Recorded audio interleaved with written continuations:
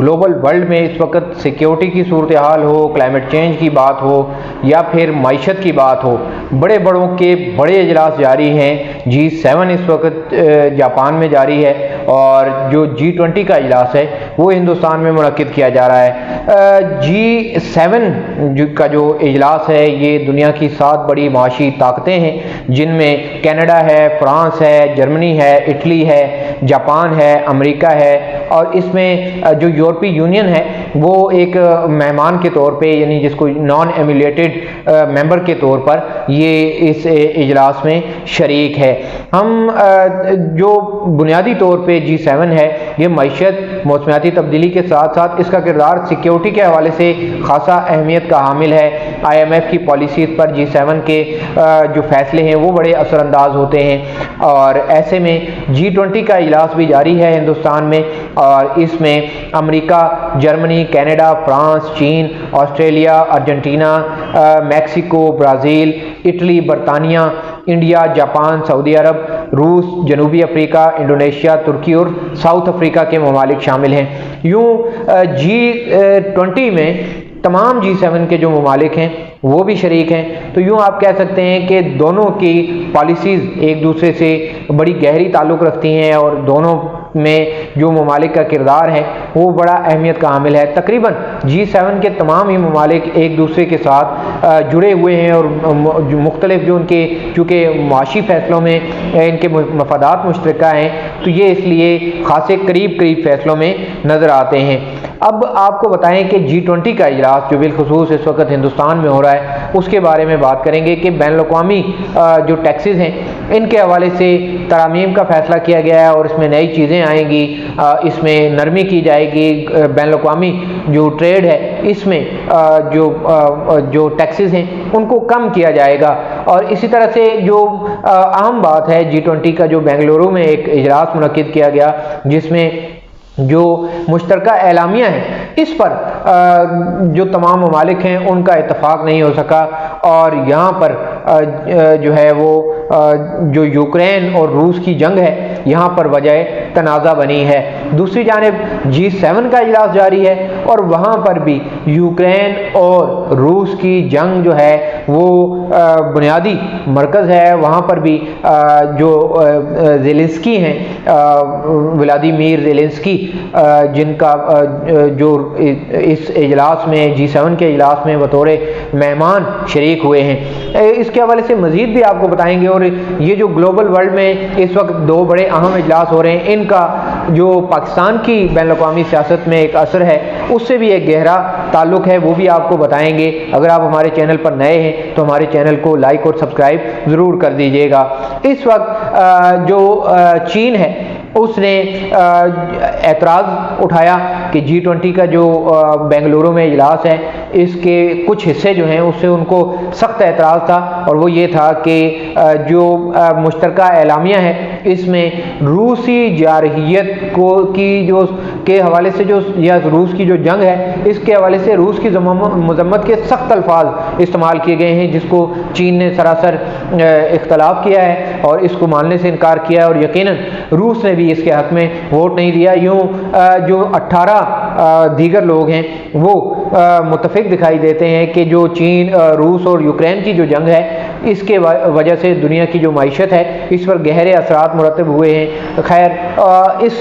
सारी चीज़ का जो है पाकिस्तान से भी बड़ा गहरा ताल्लुक़ है। उधर G7 का इजलास भी जारी है, चूँकि हम आपको साथ साथ बता रहे हैं कि दोनों चीज़ें इकट्ठे चल रही हैं। G7 के इजलास में भी मुख्तलिफ ममालिक के सरबराहान मुमलिकत शरीक हैं और यहाँ पर आम मुलाकातें भी हुई हैं। ये G7 जो है ये जमहूरी माशी ताकतों का इकट्ठ है, और यहाँ पर अहम बात यह है कि रूस पहले G7 के जो G7 इससे कबल इसकी जो फॉर्मेशन थी उसमें G8 की सूरत में रूस शरीक था, लेकिन अब ये हुआ कि रूस जो है इस सारे अमल से बाहर निकल गया, और यूँ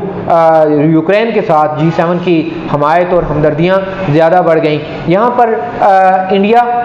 जो है वो बतौर मेहमान शरीक है, यूक्रेन बतौर मेहमान शरीक है, और अमेरिका जो है वो इस सारे अमल में रूस के खिलाफ या रूस को कमज़ोर करने के लिए G7 के इजलास में भरपूर तरीके से जो ज़ेलेंस्की हैं इनको इस्तेमाल कर रहा है। तो खैर ये चूँकि इस वक्त वर्ल्ड दुनिया पूरी में 2 ब्लॉक्स बन चुके हैं और इस वक्त रूस बड़ी तेज़ी से चाइना का जो ब्लॉक है इसको आगे बढ़ा रहा है और चाइना रूस ये अमेरिका के मुतहारिब जो ग्रुप के तौर पर दुनिया में सामने आ रहे हैं। तो ऐसे में G7 के इजलास में जो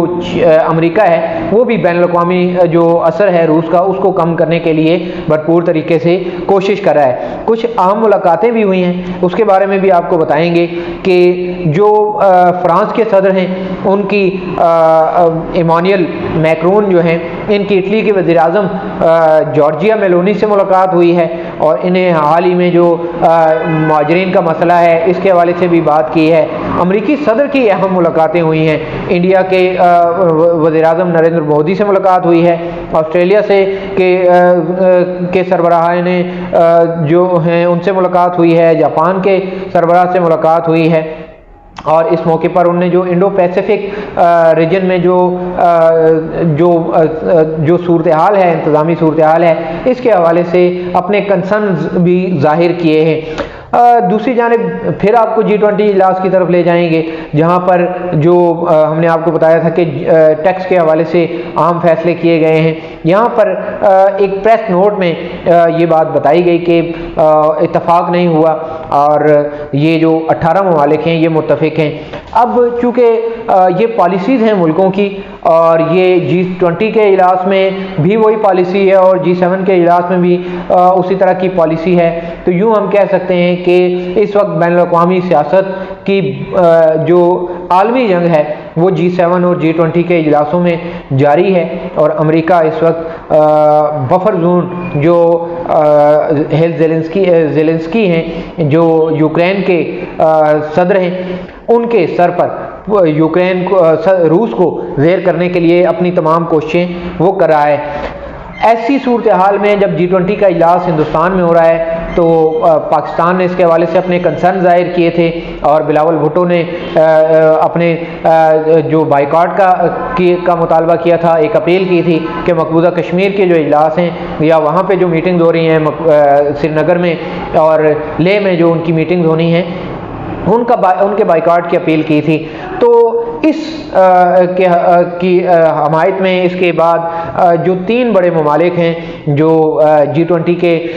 शरीक हैं, चाइना है, जर्मनी है और तुर्की है, इनने बाइकॉट का ऐलान किया था। लेकिन ऐसे में जब इन 3 ममालिक ने बाइकॉट का ऐलान किया और इन्होंने कहा कि हम G20 की मीटिंग जो श्रीनगर मकबूजा कश्मीर में हो रही हैं, एक मुतनाज़ा इलाके में हो रही हैं, उनमें शरीक नहीं होंगे, तो दूसरी जानिब मज़ीद 2 ममालिक ऐसे हैं जिनका किरदार खासा अहम हो सकता था लेकिन वो अभी तक अपना जो उन्हें इसके बाइकॉट का ऐलान नहीं किया। लेकिन अभी अगर पाकिस्तान अपनी सफारती कोशिशों से उनको मना लेता है तो ये एक बड़ी डेवलपमेंट होगी कि मकबूजा कश्मीर में जो होने वाले मीटिंग्स हैं वो कैंसिल हो सकती हैं, क्योंकि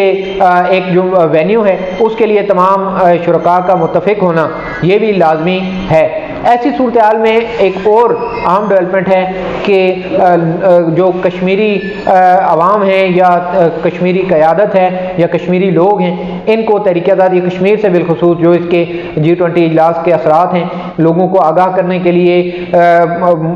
बूस्ट अप करने के लिए बिलावल भुट्टो ज़रदारी जो वज़ीर ख़ारजा हैं उनका अहम दौरा है आज़ाद कश्मीर का, और वो अब जब हम ये वीडियो रिकॉर्ड कर रहे हैं तो वो आज़ाद कश्मीर में अपना दौरा शुरू करने वाले हैं और ये 3 रोज़ा दौरा है और वो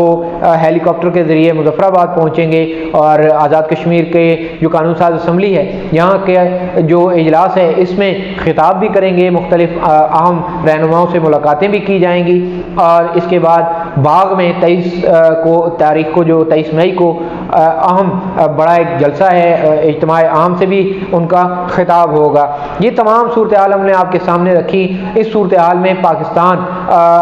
जो नतीजा है वो ये है कि पाकिस्तान